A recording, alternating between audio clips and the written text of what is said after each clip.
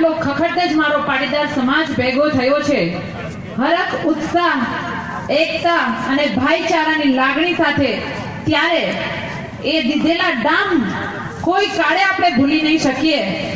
જે આપણે શહીદ વીરલાઓ થયા છે, આ શહીદ વીરલાઓની શહાદત આપણે કોઈ કાળે નહીં ભૂલી શકીએ, કારણ કે આ હૈયામાં દીધેલા ડામ છે અને મારી માતાઓ આનો બદલો તો આપણે વાળવાનો છે, તો વાળીશું ને. આજ પણ એ પરિવાર, આજ પણ એ માતાની લાગણી છે. અને માં ઉમા ખોડલને પ્રાર્થના કરતા કહે છે કે શેર માટીની ખોટ ના દેજે વાલા, દીધેલા દીપ કોઈના ના બુઝાવજે વાલા, મારો ખોડાનો ખુંદનાર તો ખપી ગયો, મારો હૈયા કેરો હાર તો અજરો અમર થયો, અજરો અમર થયો. હું કહીશ શહીદ વીર, તમે કહેશો અમર રહો. મારો બિલ્લાઓ આપણે રહ્યા છીએ, હજી સુધી આપણે જો અનામતના ફાયદા ભેસ સામે ભાગવત કોઈ પણ કાળે જોઈએ છે, આ જીદ બનાવીશું. જીદથી એ દિવસો આવી ગયા છે. ભાઈએ કહ્યું કે અનામત એ રાષ્ટ્રહિતની વાત છે, જનહિતની વાત છે, 100% સાચી વાત છે. હું એક નાના એવા ઉદાહરણ સાથે તમને કહીશ. જે સરકારી હોસ્પિટલ, જ્યારે હું જેલમાં હતી ત્યારે જાપતા માટે હેરાન કરેલા છે કે સરકારી હોસ્પિટલમાં ટ્રીટમેન્ટ લેવા માટે મજબૂર હતું કે ત્યાં 50% વાળા 60% વાળાને કરવાનું છે. એટલા માટે હું ધામ પછાડા કરતી કે કોઈ કાળમાં હું સરકારી દવાખાનામાં વાંચ્યું હશે કે ઘણા બધાની આંખો જતી રહે છે. વાંચ્યું છે ને? આ લોકો પેટ દિવાઈ જાય છે, બીમારી તો ત્યાંની ત્યાં જ રહે છે. આ એ ડોક્ટરો છે. અને માત્ર હવે તમારી વિચાર બુદ્ધિથી અને તમારી દ્રષ્ટિથી જોજો કે સરકારી દવાખાનામાં જવા વાળો વર્ગ કયો. પટેલ સમાજ ખાલી જાય છે? પટેલ સમાજ ખાલી નથી જતો. એ દરેકે દરેક વર્ગ જાય છે જેની પાસે ખાવાના પૈસા નથી, જેની પાસે પોતાની આજીવિકા નથી. એ ગરીબ સંતાનો જાય છે, એ ગરીબ વડીલો જાય છે, ગરીબ માતાઓ જાય છે.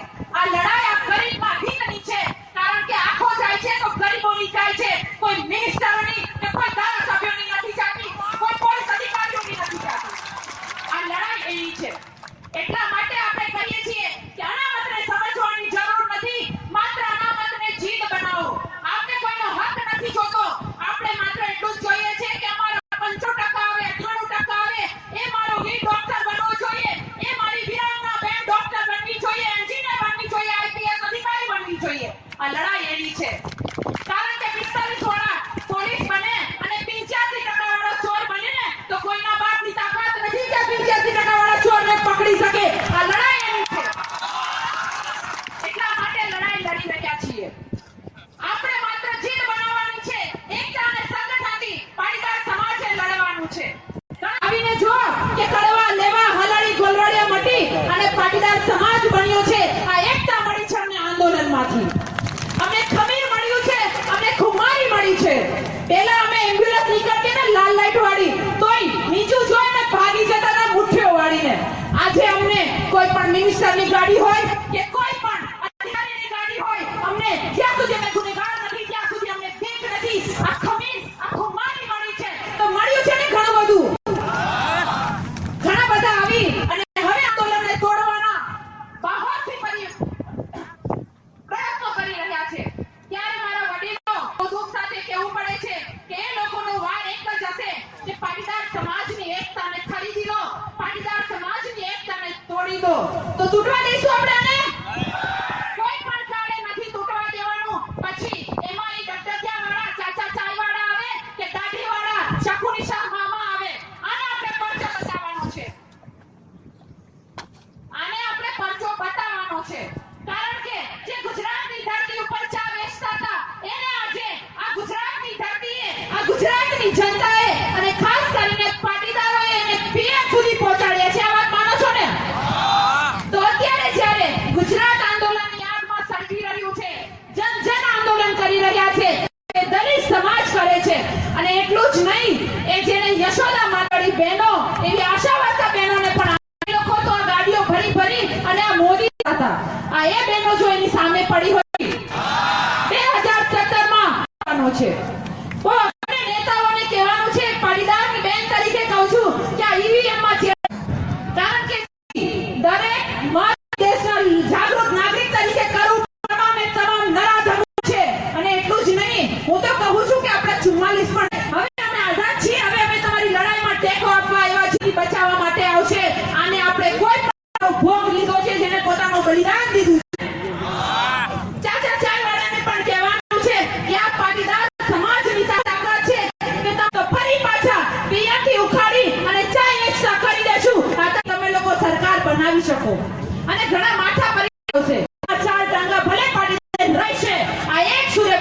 છે અને 2017 માં આ ટાંગો વાઢી આ પાટીદાર સમાજને આવડે છે આ તમારે બોલવાનું.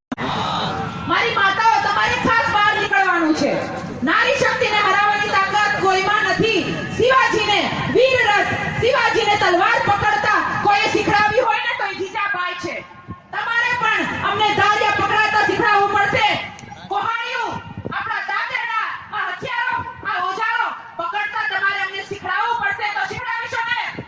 કારણ કે AK-47 રાઇફલો આ પકડીએ તો લાયસન્સ લેવા પડે પણ આપણા બાપના ઓજારો છે, આપણા બાપની જાગીર છે, કોઈના બાપની તાકાત નથી કે કલમ લગાવી દેવાની. એટલા માટે આપણે એકતાથી લડવાનું છે, અનામતમાં વિશ્વાસ રાખવાનો છે. પાટીદાર સમાજની એકતા મળી છે તો આ એકતાને કોઈ ખંડિત ના કરી જાય એ આપણે ધ્યાન રાખવાનું છે. અને ખાસ કરીને મારી માતાઓ તમારે માન મર્યાદા લજ્જા મોભો ઘરમાં બેસવાથી નથી લેતો. મેં હમણાં પણ કહેલું છે કે લાજ કાઢી અને ઘરમાં બોગેડા પછાડીએ, સાવેણા પછાડીએ, ચમચા પછાડી અને મર્યાદા નો કહેવાય.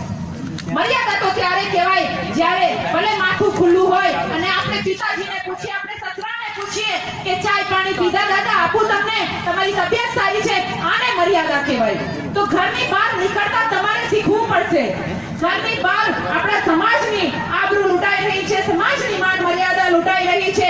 ત્યારે મારી માતાઓ દુર્ગાનું રૂપ ધારણ કરી ત્રિશૂલ ભોગવા રાક્ષસો માટે તમારે બહાર નીકળવું પડશે, નીકળવું પડશે, નીકળવું પડે. તો નીકળીશો ને? તમારો અવાજ બુલંદ હોવો જોઈએ. આવો અવાજ ના ચાલે. શ્રી સરદાર વલ્લભભાઈ પટેલ કહેતા કે કાળજું સીધનું રાખો. તો આપણે હાવજોના ટોળા છીએ અને હાવજોના ટોળાની વાત કરું ને ત્યારે ઘણા બધા એવા કહેશે કે રેશમાબેન ખોટું બોલી રહ્યા છે. હાવજોના ટોળા ના હોય ત્યારે મારે એને કહેવાનું છે કે આ પાટીદાર સમાજ છે, એનો ઇતિહાસ જોઈ લેજો, એના ગાથાઓ વાંચી લેજો. પાટીદાર સમાજને ઇતિહાસ વાંચવામાં રસ નથી, માત્ર ને માત્ર ઇતિહાસ બનાવવામાં રસ છે અને એ ઇતિહાસ બનાવીને રહીશું. આપણે રાજકારણ પણ બદલીશું, સમાજકારણ પણ બદલીશું અને આ 44 સહીના તમે તમામ ભાજપના નેતાઓને આપણે ઘર ભેગા પણ કરવાનું છે. આ મંચ ઉપરથી હું જ્યારે ભાજપ ઉપર પ્રહાર કરું છું, હું જ્યારે આવા નેતાઓ ઉપર પ્રહાર કરું છું ત્યારે મારા વડીલો એવું ના સમજતા કે રાજકારણની વાત કરીએ છીએ. આ રાજકારણ નથી પરંતુ લોકતાંત્રિક દેશમાં જીવીએ છીએ. લોકો વડે ચાલતી આ સરકાર છે અને એની સામે આપણે લડી રહ્યા છીએ. તો એને ઉખાડવા માટે તમારી પાસે છે કોઈ હથિયાર? એ કોઈ હથિયાર છે સિવાય કે માથું, એકતા? આના સિવાય કોઈ હથિયાર નથી. એટલે આપણે આ મંચ ઉપરથી કહેવું પડે છે કે 2017 સુધીમાં પાટીદાર સમાજને ન્યાય આપી દો, બાકી તમને ઉખાડી અને ફેંકતા પણ આવડે છે. આ એટલા માટે બોલવું પડે છે. અને રાજકારણ આપણે નહીં, રાજકારણ તો એ ચાચા ચાયવાળા કરે છે. આ રાજકારણ તો એવું ગંદુ રાજકારણ કરે છે. આપણા વિલાઓ કદાચ કોઈ નેતાને મળવા જાય છે તો લાંછન લગાવી રહ્યા છે. ત્યારે આ મંચ ઉપરથી માનનીય મોદી હમણાં આપણા કેટલા 11 વિલાઓને ભડકી ગયા. આ આતંકવાદીઓ આપણા 11 વિલાઓને ભડકી ગયા. તો કારણ આ ચાચા ચાયવાળા અને શકુની શાહ કરે છે અને એને કહેવાનું છે કે ભાઈ યુપીને દત્તક લેવાની કોઈ જરૂર નથી. તમને રાજ્યને તમે દત્તક નથી જોતા, જય અને ઓબામા અને ટ્રમ્પ પાસે અને આટલાથી ના સમજે તો એના પાસે મોકલી દઈશું અને એને કહીશું જાઓ પુસ્તકના દત્તક બનો, અમારે નથી જોતા. અમને શાંતિ છે. આ લડાઈ આપણો અધિકાર માંગવાની છે તો માંગીશું ને અધિકાર.